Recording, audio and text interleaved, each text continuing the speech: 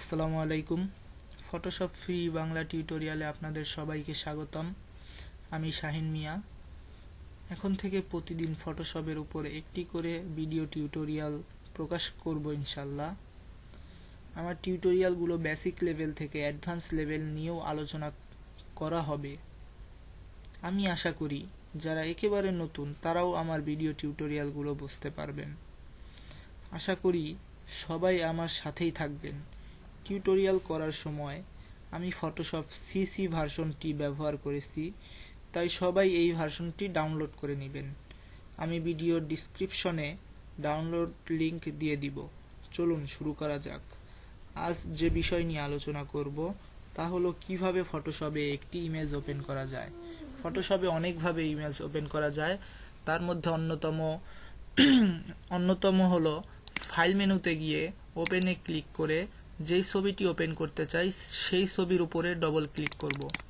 দেখুন ছবিটি ওপেন হয়ে গেল। তো আমরা শর্টকাট কির মাধ্যমেও ছবিটি ওপেন করতে পারি। এর জন্য Ctrl+O প্রেস করি, তারপরে যেই ছবিটি ওপেন করব সেই ছবির উপরে ডবল ক্লিক করি। দেখুন ছবিটি ওপেন হয়ে গেল। আমরা আরেকভাবেও ছবিটি ওপেন করতে পারি।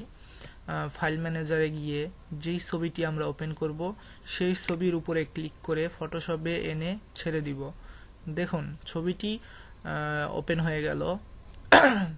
তো যারা ফটোশপে নতুন তাদেরকে আমি বলবো তারা যেন সবসময় ম্যানুয়াল ক্লিকের মাধ্যমে ছবিগুলো ওপেন করে, যাতে আমাদের ব্রেনে ধরে কিভাবে ছবি ওপেন করতে হয় সেটার বেসিকটা যাতে আমাদের মাথায় থাকে। তো নতুনরা অবশ্যই ম্যানুয়াল ক্লিকের পাশাপাশি শর্টকাট কিগুলো ব্যবহার করার চেষ্টা করবেন, যাতে দ্রুত কাজ করা যায়। আসলে শর্টকাট কিগুলো মুখস্থ করার কোনো ব্যাপার না, মুখস্থ করার কোনো বিষয়ও না। এটা প্র্যাকটিক্যাল করতে করতে অটোমেটিকলি মুখস্থ হয়ে যাবে। এটা আলাদাভাবে মুখস্থ করার কোনো দরকার আছে বলে আমি মনে করি না।